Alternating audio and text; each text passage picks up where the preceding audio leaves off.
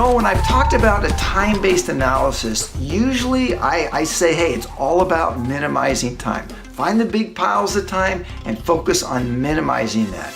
But if you listen closely, I usually will say, yeah, but there are other factors involved. There's other priorities involved.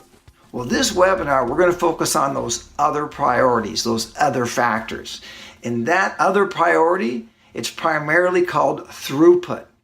Now, throughput is how much we can get to flow through the system, right? Like the invoices per hour, orders per hour, that kind of thing. And if you think about it, users want really quick responding systems, but they also want a lot of work to flow through the system. And there's a tension there between quick responsiveness with a lot of throughput.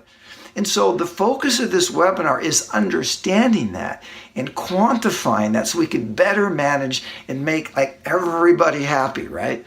So it should be a really interesting webinar. I'm looking forward to it, and I hope to see you then.